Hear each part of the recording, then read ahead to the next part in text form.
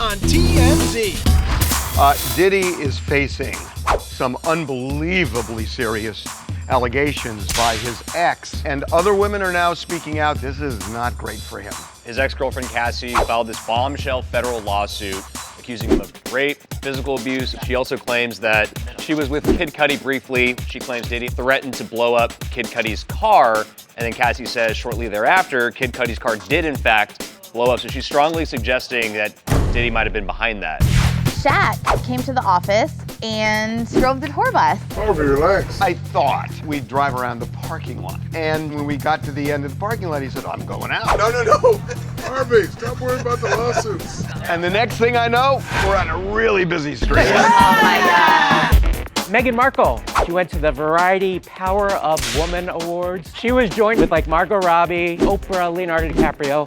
However, on the other side of town was the GQ Men of the Year Awards, which had Kim Kardashian, Travis Scott, Olivia Rodrigo. Which party would you rather go to? It's hard, right? Because one side you have, you know, Meghan Markle and Oprah, and on the other side you have everyone cool. Jada Pinkett Smith is backing up Will Smith, saying she never saw him with a man. You never seen Will with no man, nothing like that? Never. That's a tough one for Will Smith. Honestly, I feel bad for him either way. He's had a rough couple of years. He's like, can we just talk about the slap?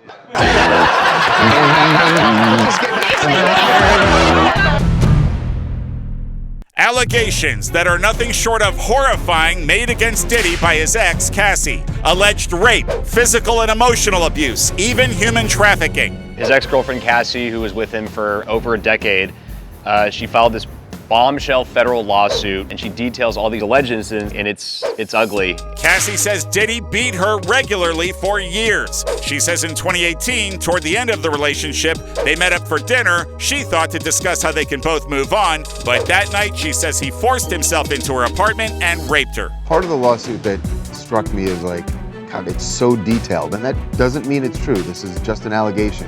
The way she spells it out is that Diddy would hire male prostitutes and force her to have sex with these male prostitutes.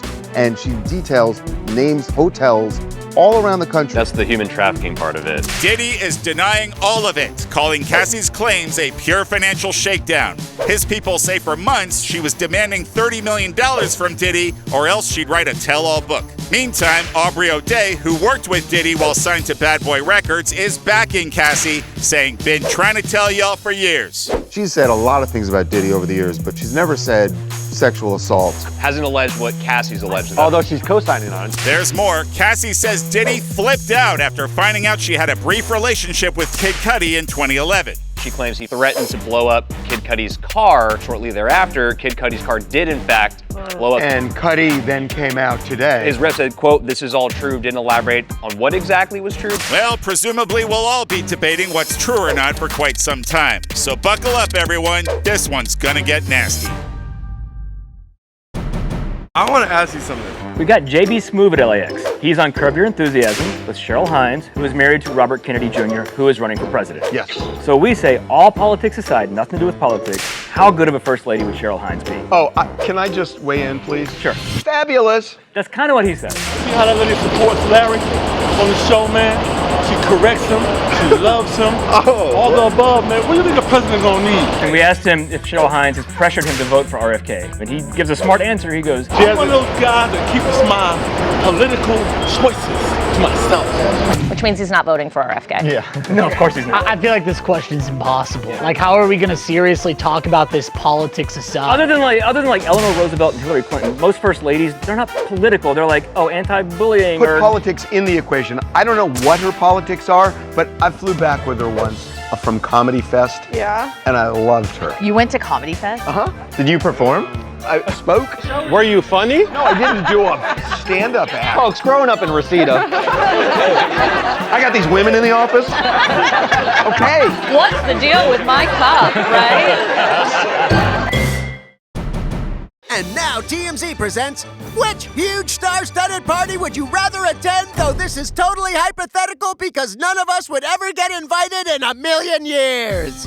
There were two huge parties in Hollywood last night. On one hand, you had the Variety Power of Woman Awards. Margot Robbie, Billie Eilish performed, Oprah, Leonardo DiCaprio. Emily Blunt, Dua Lipa, and the Donna Mills, Nicolette Sheridan Knots Landing reunion you never knew you needed, mostly because you have no idea what Knots Landing is. However, on the other side of town was the GQ Men of the Year award, which had Kim Kardashian, Tom Ford, Jacob Elordi, Andrew Garfield, Olivia Rodrigo, and Travis Scott performed. So, which party would you rather go to? Oh, that's a tough one. Maybe this will help sway you. Meghan Markle was at the variety party. Yes, Meg showed up for her first red carpet in ages to discuss her triumphant return to the world of entertainment. If she wants back in entertainment, she can get back in entertainment. Why do you think she'll be welcomed back? A, she's a name, and B, Suits has had this huge resurgence. It's the greatest show. Gabriel Mock is just... Jessica, Donna, everyone.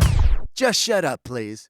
So, if Meghan Markle showed up to Variety, then clearly the party everyone would choose is... GQ. GQ. I'm going with Dateline. At home? What a dud. Truer words were never spoken. Congrats on living more exciting lives than everyone else, celebrities! You see the housekeeping Olympics? Yes, This is ridiculous. We got comedian J. Anthony Brown, super funny guy, and we talked to him about the Las Vegas Hospitality Olympics. You see this? I love the hospitality. You make beds. Make beds, you do vacuum competitions. So we asked Jay about it.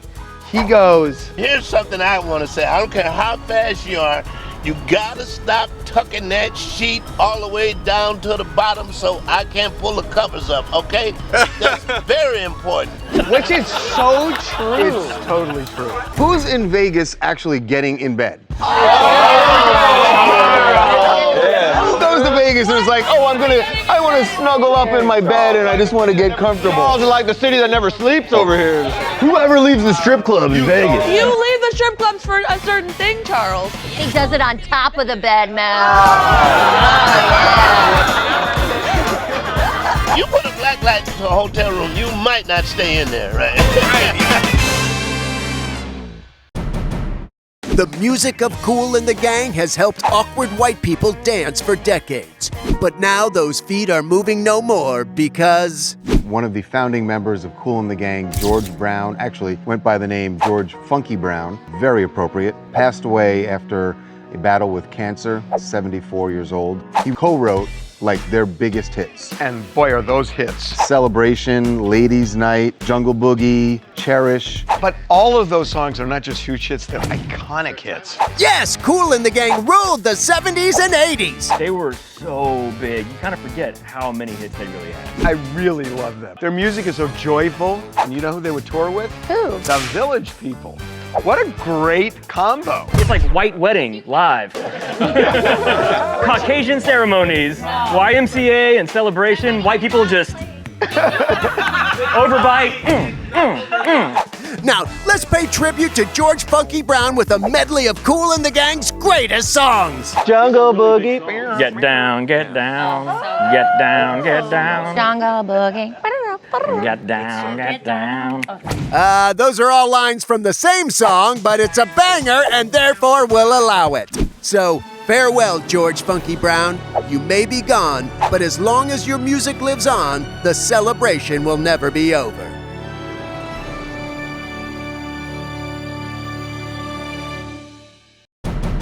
All the allegations are fake, Jada. Absolutely.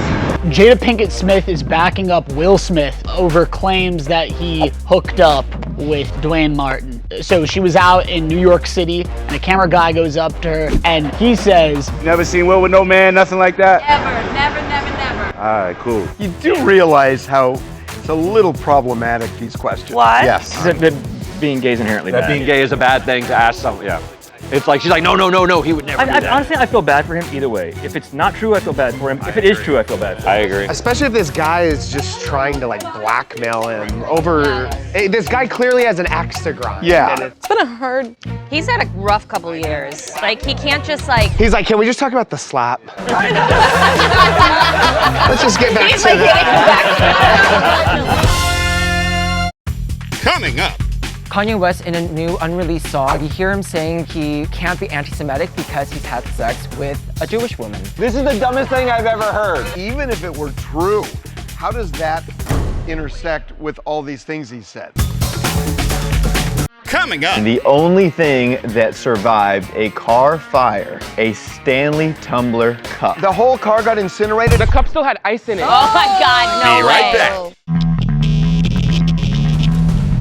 And now, why Kanye West says he can't possibly be anti-Semitic.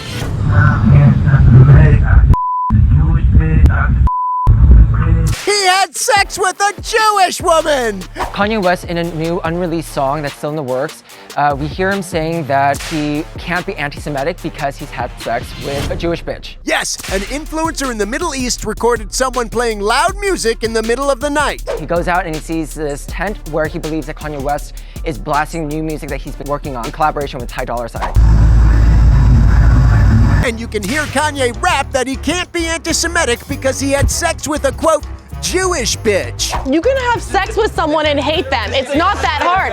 People do it all the time. You guys are totally missing the point. Whether he did or not, the fact that he's using this to somehow deflect that he was talking about loving Hitler and death con to Jews. I feel like people are really trying to give Kanye like the chance to redeem himself because people love his music so much and love him so much, but he just keeps digging himself deeper. The point is, it's gonna take a lot more than having sex with one Jewish girl for people to believe Kanye likes Jewish people. Is it 8 Jewish girls? Does that make you anti-Semitic? What is it, like the menorah, you mean? And from this day forth, it will be known as Kanye-ka!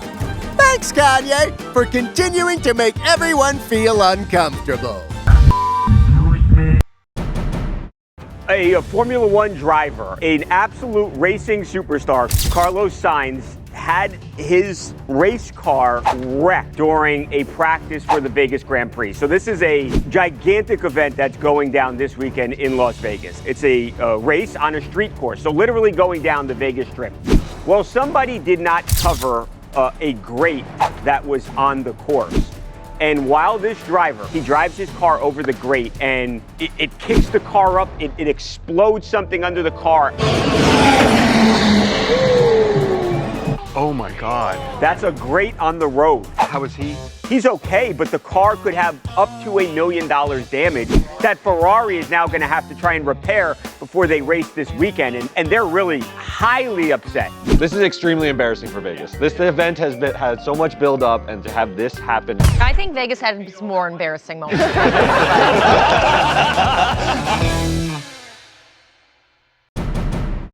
It's the buddy comedy you never wanted to see.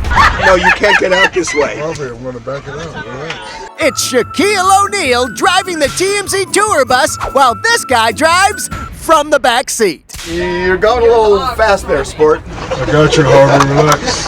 How far do you have to put the seat back? It's a big, comfortable bus. Yeah, this thing's a Barker Lounger on wheels. And Shaq had a great time at the helm, right, man? Tell Harvey I'm mad at him. Why? See, Harvey's a lawyer. I asked him could I drive the bus. He said yes, but he let me drive it in the parking lot. Well, the deal I thought was that we'd drive around the parking lot. Because of liabilities. Stop with the lawyer mumbo. So the bus was filled, and the next thing around, we're on a really busy street. Oh my God. Road trip. We'd pull up to a light, and everybody would lean out the bus saying, Shaq's driving our bus. That's a deal. And it was all because Shaq agreed to host TMZ's Merry Elfin Christmas, airing December 5th. Wait, this is what he wanted in exchange? Shaq is the best, but the best part for me was he finally put this all to rest. And by all this, he means that time he tried to score on Shaq, but did this instead. Would you at least tell them there was a chance I could have made a basket? He definitely put it to rest, but not in the direction you think. So, thanks for the ride, Shaq. Thank you, TMZ. We gotta open the doors. Dream bigger, man. Pretty amazing. The only thing that survived a car fire was a Stanley tumbler cup. Wait a minute, the whole car got incinerated and the cup is still orange? The cup still had ice in it. It was in a fire yesterday. It still has ice in it. Oh my God, no way. What a great ad. They're like, they say that if you put ice in it, it can live in there for like 48 to 72 hours. And it does work. I've done it before. The hard part is that it's Stanley Cup, so people get that mixed up with NHL Stanley Cup. Roger sends out the email this morning. He's like, Stanley Cup survives fire. I was like, what? I'm looking for the trophy. I'm like, why was it in a Kia? And then he goes, oh, no, it's that little the tumbler. Oh my God. Stanley saw this, bought her a new car. Wow. Yeah, Mel, don't get any ideas. The president of the company said that. He goes, we've never done this before, and we're never going to do it again. Coming up. Turns out Tiger Woods' son is also good at golf. Charlie Woods won a state championship. Is there DNA involved in this? Obviously. But also, don't you need like certain body parts or like certain ways about you to be good at golf? I think we all have the same body parts roughly. It's TMZ's High Roller Sweepstakes. You just saw Harvey. Text the word to 55225 or go to tmzsweepstakes.com and you could win a VIP luxury vacation provided by Yamava Casino and Resort. Watch TMZ and TMZ Live Monday through Friday for more chances to win. It's a TMZ High Roller Sweepstakes.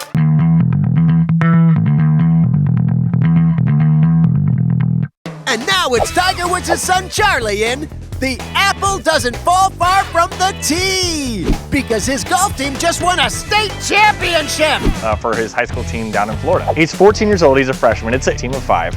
He shot a 78 and a 76. And his chipping was on fire. Oh, yeah, in the hole with the fist pump just like Dad. He tied for 26 in the tournament, which is very good for being so young, but he's not Tiger yet. I gotta say, that's impressive. Is there DNA involved in this? It plays a part. I was wondering, how does that work? It's nature versus nurture. The nurture part I get. Yeah. The nature part I don't get.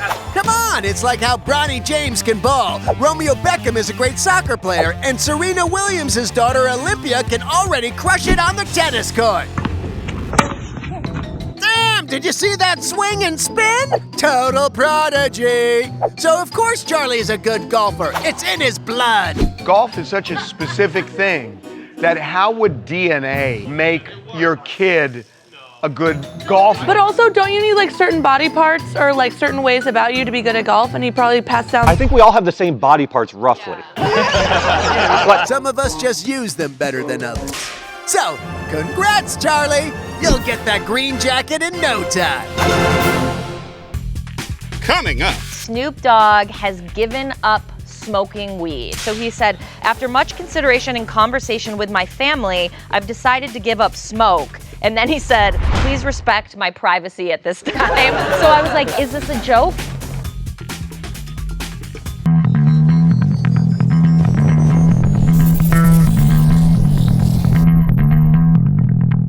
Okay, look, guys, I apologize. I gotta take a phone call. Jacob, come here.